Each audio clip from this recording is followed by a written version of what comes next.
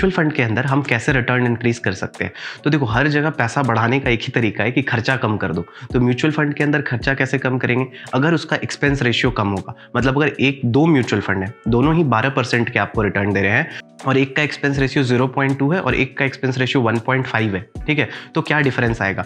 तो इसको real time compare करके देख लेते हैं कि अगर आपने 1 लाख इन्वेस्ट करा है और 20 साल के लिए आपने इन्वेस्ट करा और दोनों ही म्यूचुअल फंड आपको 12% का रिटर्न दे रही है, तो जिसमें 0.2% का एक्सपेंस रेशियो है उसमें आपका ओवरऑल रिटर्न कितना आएगा? 11.8, वो उसमें माइनस कर दिया तो आप देखोगे 11.8 पे जो आपको रिटर्न आएगा वो अराउंड 9.3 लाख आएगा, और जिसमें आपका एक्सपेंस रेशियो 1.5 था वहाँ पे अगर हम माइनस करेंगे 10.5, ठीक है, तो 10.5 पे अगर आप रिटर्न देखोगे तो 7.3 लाख का आता है। ये दोनों ही म्यूचुअल फंड आपको 12% का रिटर्न दे रहे थे, लेकिन सिंस एक में खर्चा ज़्यादा है और एक में खर्चा कम है तो आपको डिफरेंस आ गया 2 लाख का 20 साल में, और ये जितना आपका अमाउंट बढ़ेगा ये डिफरेंस उतना ह्यूज होता जाता है। ठीक, हम ऐसे म्यूचुअल फंड में इन्वेस्ट करें जिसमें एक्सपेंस रेशियो बहुत कम है तो ओवर द टाइम हमारा रिटर्न बढ़ जाता है। तो अब क्वेश्चन आता है, ऐसा कोई म्यूचुअल फंड है जिसका एक्सपेंस रेशियो कम है जिसमें हम इन्वेस्ट करके अपना रिटर्न बढ़ा सकते हैं? तो मैं आपको एक म्यूचुअल फंड बताता हूँ जिसमें 0.06 है, 0.1 नहीं, 0.5 नहीं, 2 डिजिट में 0.06, मतलब बहुत कम इसमें आपको एक्सपेंस रेशियो लगता है, तो अल्टीमेटली आपका इसमें रिटर्न बहुत अच्छा हो जाता है। इस म्यूचुअल फंड का नाम है नावी म्यूचुअल फंड, और जिस कैटेगरी की हम आज बात कर रहे हैं वो है इंडेक्स फंड। तो ऐसे ही जैसे हमने large cap mutual fund, mid cap mutual fund देखा, तो ऐसे ही एक कैटेगरी हमारा इंडेक्स फंड। तो इंडेक्स फंड होता क्या है? तो अगर मैं आपको एक एग्जांपल बताऊं कि इंडिया में कार का सेगमेंट कैसा परफॉर्म कर रहा है, तो आप बोलोगे देखो टाटा तो बहुत अच्छा परफॉर्म कर रहा है, उसकी year on year growth 10 CR की है, महिंद्रा क्वार्टर ऑन क्वार्टर अपने सेल को डबल कर दिया। फिर आप बोलोगे मारुति सुजुकी ने तो एक साल में अपने टर्नओवर को 3 टाइम्स कर दिया। तो इस तरह से आप मुझे बता सकते हो कि इंडिया के इंडिविजुअल कार सेगमेंट कैसा परफॉर्म कर रहे हैं। इसका एक और तरीका है बताने का कि इसको मैं ऐसे बताऊं कि इंडिया में ऑटोमोबाइल सेगमेंट में लास्ट ईयर से इस साल 20% का ईयर ऑन ईयर ग्रोथ हुआ है। तो ये आपको एक लाइन में पूरे ऑटोमोबाइल सेगमेंट का परफॉर्मेंस बता दिया है ना, आपको इंडिविजुअल मेहनत नहीं करना पड़ा। तो सेम इज इंडेक्स फंड, मतलब ये किसी का आपको इंडेक्स बता रहा है, जैसे automobile could be for car segment. तो इंडेक्स किसके लिए है? जैसे इंडिया में हमारा बॉम्बे स्टॉक एक्सचेंज का इंडेक्स है सेंसेक्स और नेशनल स्टॉक एक्सचेंज NSE का इंडेक्स है निफ्टी।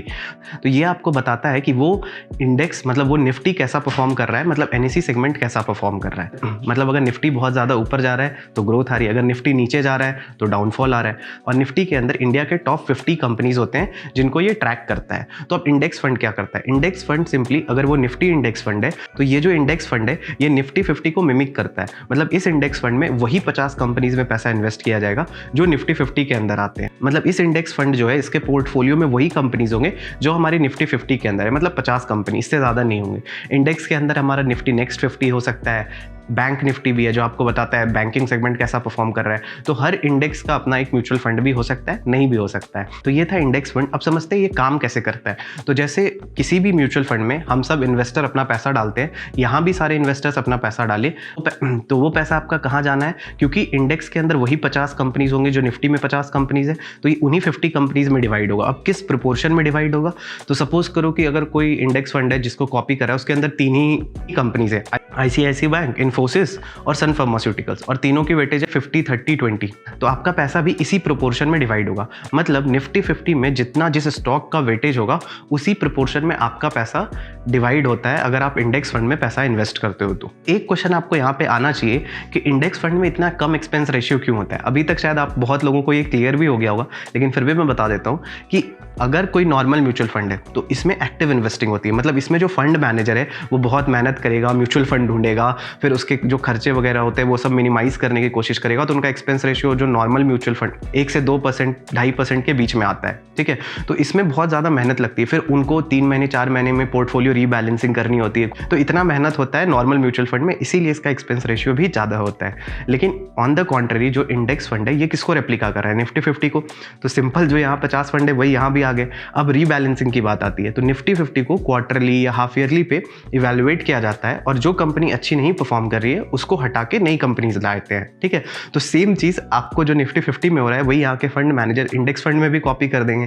तो पोर्टफोलियो रीबैलेंसिंग में भी उन्हें ज्यादा मेहनत नहीं लगेगा। तो इसी सब रीजन से यहाँ पे एक्सपेंस रेशियो कम होता है। अभी तक हम समझ गए कि इंडेक्स फंड क्या होता है, कैसे काम करता है, इसके अंदर एक्सपेंस रेशियो कम क्यों होता है। अब मैं आपको कुछ टॉप इंडेक्स फंड दिखाता हूँ जिसके सबसे कम एक्सपेंस रेशियो है। तो सबसे पहला मैंने जो आपको बताया भी था नावी म्यूचुअल फंड, जिसके 0.06 है, और ये जो फ्लिपकार्ट के को फाउंडर है सचिन बंसल, उन्होंने स्टार्ट किया था, अभी इसका 6 ही महीना हुआ है, जुलाई 2021 में ये स्टार्ट हुआ है। दूसरे नंबर पे जो है ये है मोतीलाल ओसवाल का, जिसमें आपको 0.1% का एक्सपेंस रेशियो आता है। तो ये दोनों जो हैं ये निफ्टी का आपका इंडेक्स फंड है। वैसे ही आप नीचे देखोगे तो सेंसेक्स के भी इंडेक्स फंड है, ये लिंक मैं डिस्क्रिप्शन में डाल दूंगा, आप जाके चेकआउट कर सकते हो। अगर आपने इस वीडियो को यहाँ तक देखा है तो आपके लिए एक बोनस है जो हमें हर इंडेक्स फंड में देखना चाहिए, वो है ट्रैकिंग एरर और ट्रैकिंग डिफरेंस। ये होता क्या है?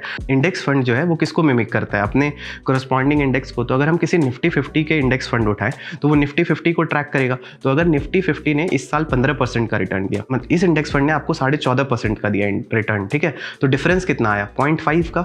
तो अगर 10 साल में हर साल किसी साल निफ्टी ने 16% दिया तो इसने 15.5% दिया, तो हर साल ये डिफरेंस कॉन्स्टेंट है। इसी को बोलते हैं ट्रैकिंग डिफरेंस। मतलब जो मेन इंडेक्स है और जो इंडेक्स फंड है, तो दोनों के रिटर्न में कितने का डिफरेंस आ रहा है। तो यहाँ पे जो हमने एग्जांपल लिया इसमें 0.5 का डिफरेंस था, तो ये होता है ट्रैकिंग डिफरेंस, ठीक है। लेकिन आप ऐसे सोचो कि अगर ये हर साल बढ़ते घटता रहे, मतलब किसी साल 0.5 हुआ, फिर 1 हो गया, फिर 2 हो गया, फिर 0.7 हो गया, तो इससे आपको एक चीज़ क्या पता चल रहा है? तो इससे आपको ये पता चलेगा कि उस फंड की वॉलेटिलिटी कितनी है। लेकिन जहाँ पे ट्रैकिंग डिफरेंस हमेशा फ्लक्चुएट करेगा वहाँ पे वॉलेटाइल ज़्यादा है, मतलब उसमें रिस्क ज़्यादा है। ट्रैकिंग एरर जो ओवर द टाइम कैलकुलेट किया जाता है, इसका फॉर्मूला है, इसको कैलकुलेट करने के लिए एक फॉर्मूला है, लेकिन हम उतना डीप में नहीं जाते हैं। मैं आपको डायरेक्टली दिखाता हूं कि इसको आप कैसे चेक कर सकते हो किसी भी इंडेक्स फंड के अंदर। तो इसको डेविएशन भी बोलते हैं कि कितना ये डेविएट कर रहा है अपने ओरिजिनल से। तो अगर मैं कोई भी म्यूचुअल फंड मनी कंट्रोल पे सर्च करूं और नीचे आप आके देखोगे इंडेक्स फंड के अंदर, तो देखोगे यहाँ पे आपको डेविएशन दिखता है, स्टैंडर्ड डेविएशन। तो इसका 21% है, जो इसके कैटेगरी में जनरली 13% का है। मतलब कैटेगरी का मतलब इंडेक्स फंड के कैटेगरी में एवरेज जो है वो 13% है एंड ये 21% का आता है इसमें। तो इस स्टैंडर्ड डेविएशन से आप किसी भी इंडेक्स फंड की वॉलेटिलिटी चेक कर सकते हो। तो दैट्स इट। अभी मैंने आपको बताया नावी के अंदर जो एक्सपेंस रेशियो है वो 0.06 का है। मतलब अगर आप रेगुलर में जाओगे तो वहाँ पे आपको एक्सपेंस रेशियो थोड़ा ज़्यादा होगा। तो ये डायरेक्ट और रेगुलर म्यूचुअल फंड होता क्या है? तो अगर आप इसके बारे में डिटेल में जानना चाहते हो तो आप राइट वाले वीडियो पे क्लिक करके देख सकते हो।